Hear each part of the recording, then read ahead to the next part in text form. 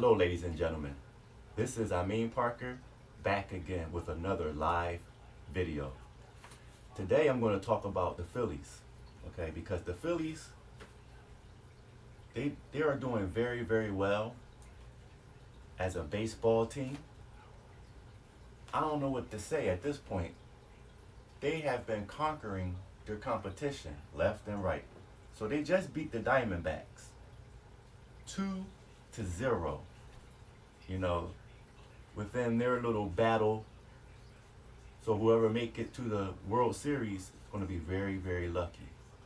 So I hope it's the Phillies though, because as a team, they have always gelled very well. They stick together.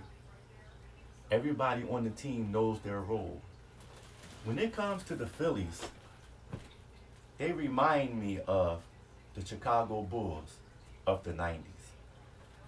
How Michael Jordan and Pippen, they will always feed off each other.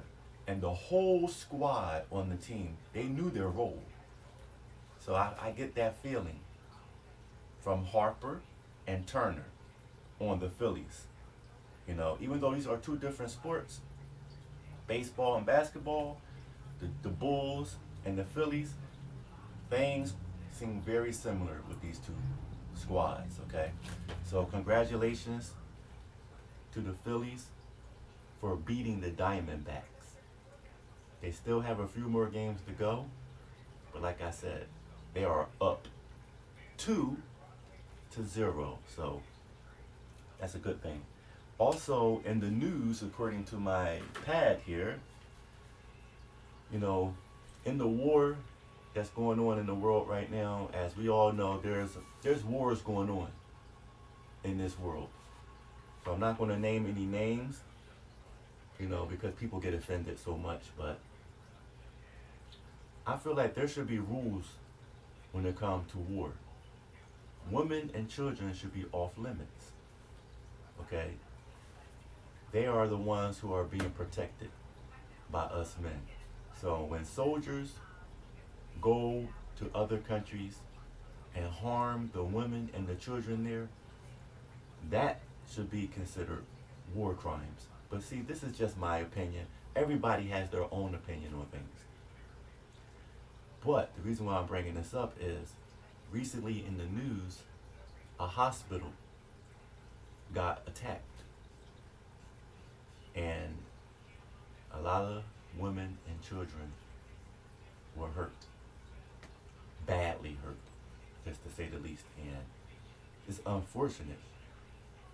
So that group that attacked that hospital, they should be penalized. But who knows? Nothing will probably happen from this. But that should be considered a war crime, in my opinion. Because women and children, they should be off limits, really. Also, I want to talk about in this live video, the whole Will Smith and Jada Pinkett Smith topic. Now, this topic has been a very popular topic for a few years now. Okay? And everybody has their opinion on it. In a lot of cases, you can't even talk about this at work because people will get offended. In this world, we have two genders, and both genders feel differently when it comes to how Will Smith is acting in his relationship with Jada.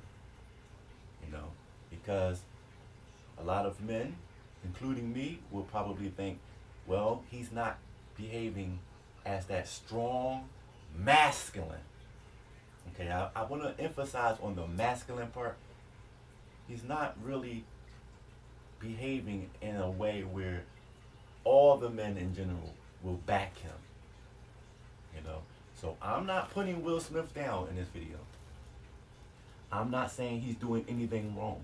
I'm just saying that a lot of men, maybe the majority of men, I don't know, but a lot of men does not really agree with how he is behaving in that relationship. And you know what? I understand his supporters, and I understand how a lot, not all, remember, not all, right? Not all women are like that. No what warning, disclaimer. But a lot of women would co-sign what Will Smith is doing. And what is he doing? He basically allows Jada 100% total freedom to say whatever she wants online. She can say whatever she wants, regardless of what it is. So it begins to look like, okay, who is the leader in that relationship?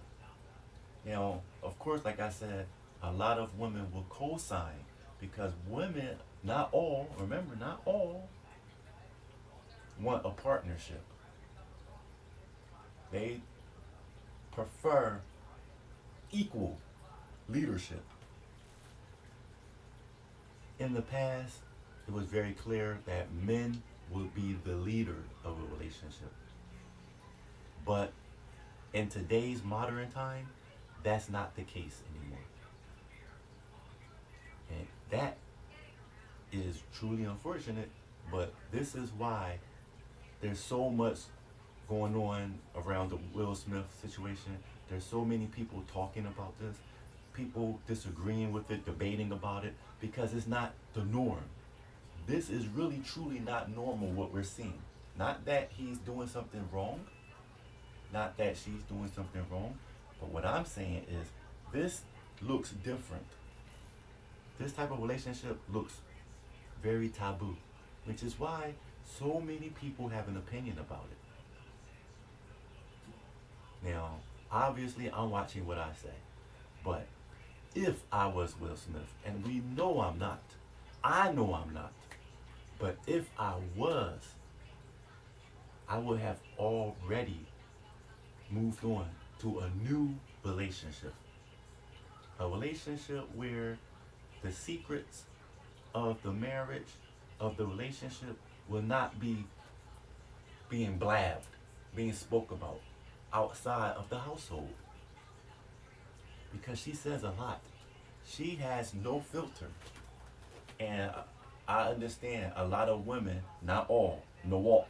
Remember, no walk, not all women are like that. But a lot of women like to see someone like Jada because they aspire to be like her. But this is why there's so many cracks in the foundation. So many people got things to say about what's going on in their household and the things that she did. I don't have to say it, but I'm pretty sure you all know what she did thus far, and it's a lot.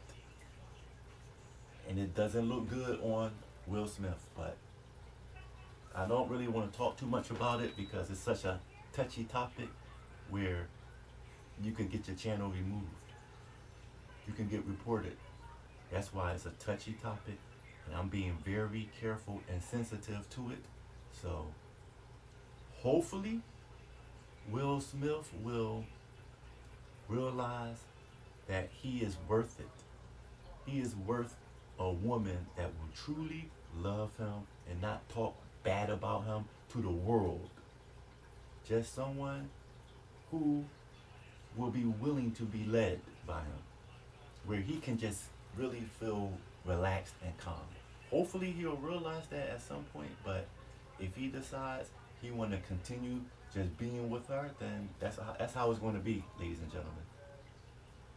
All right. And the last part of the topics for today is I'm going to be getting a brand new chair delivered to this house. A brand new chair. And I'm not going to go live when the chair is being delivered. Okay? I'm not going to get in the way of the delivery people setting everything up, but it's going to be a brand new chair. It's going to be in the living room. So this is the porch, all right? But it's going to be inside the living room. So when everything's set up, I will go live and I will show you guys the new chair, all right? Because although this is a nice, beautiful house, there's still things that could make it look even better, all right? So that is the goal. I don't necessarily really want to go offline just yet. So before I go, I want to touch on gaming because we all know how much I love video games. And we all know that I love Nintendo more than all the video game companies ever created in the history of humanity. They just make some of the best products. Oh my goodness.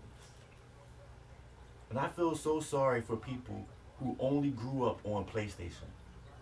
They don't understand the wealth of content, of franchises, of consoles that Nintendo has and had created way before the PlayStation was even conceived in someone's mind.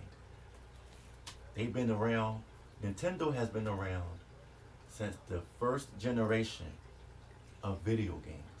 So you know they have to be the best to survive all that competition from Sega and Atari. Condor 64, there's just so many competitors and Nintendo is still on top. That is impressive.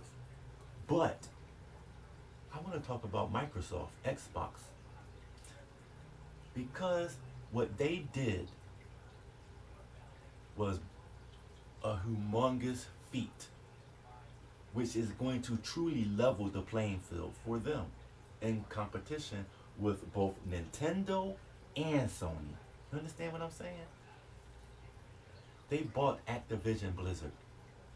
A lot of people don't understand how important that is. But Activision is one of the longest lasting video game companies in this industry. Right along with Nintendo, right? Activision has been around ever since the 80s. So they know how to survive. And they got a lot of franchises. But most importantly, they have Crash Bandicoot, who is a mascot. He's a mascot. This is a very important series for Microsoft to now own. They got Banjo and Kazooie, and now they got Crash Bandicoot. This is huge. Whether a lot of people get it or not, this is huge.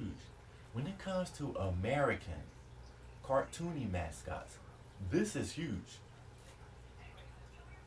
They can use Crash to compete directly with Mario if they want to, if Microsoft is smart.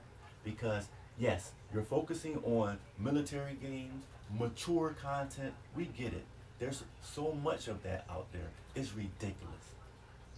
And Xbox fans, you need to understand, that's almost the majority of what Sony has, is mature content. They don't have anything to go head to head with Nintendo. And Nintendo has a humongous market. That could bring a lot of money in for Microsoft if they use Crash Bandicoot and if they use Banjo and Kazooie to go right after Mario Market, Donkey Kong Market, Kirby Market, Pokemon Market. You know how much money that's going to bring in? Tons. But Microsoft have to use those characters in the right way. And they got to be very smart about it. And you can't just make one Crash game and don't think about making another for like 5 years. That's not going to work. You can combat both Sony and Nintendo simultaneously. You can make mature games. You can continue making the Call of Duties, the Halo games. That's good because that's going head to head with God of War. That's going head to head with The Last of Us. You're already going head to head in the mature category. Like I said, Sony really has nothing when it comes to the younger audience. because Sony, even if they got things that can go head to head, they don't know how to utilize that. So that's the point. So Microsoft, this is a huge get. You own Activision now. My hope is that Microsoft will go after Ubisoft next. Because going after Japanese companies appear to be very hard. Because there's too many laws in place over in Japan that prevent Western companies from doing hostile takeovers or acquisitions.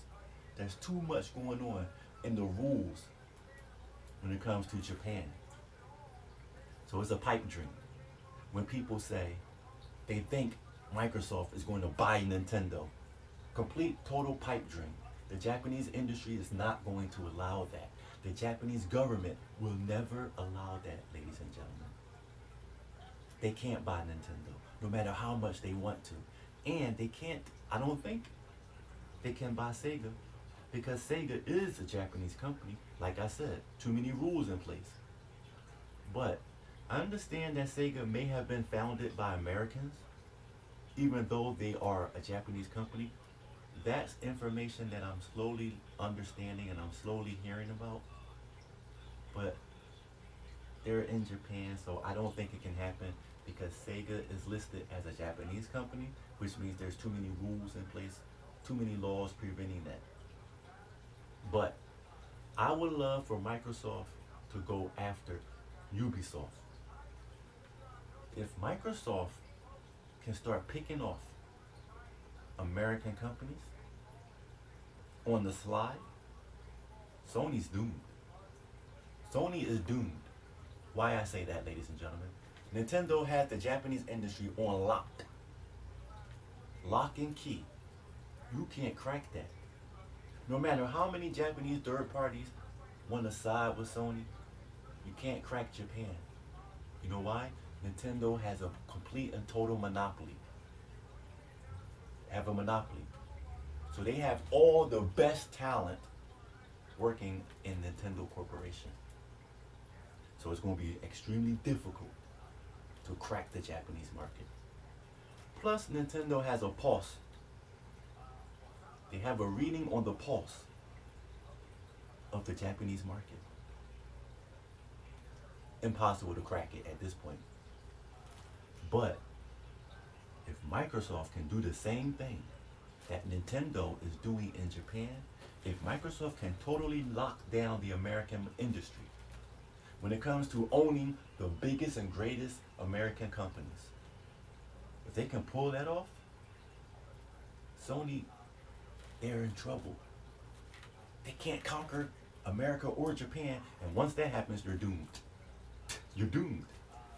And they don't have as much money as Microsoft, so they will be doomed.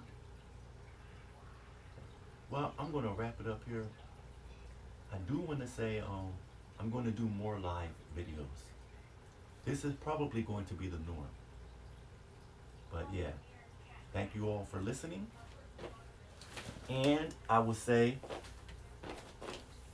until the next video, ladies and gentlemen, this is Amin Parker. And I am out. Deuces.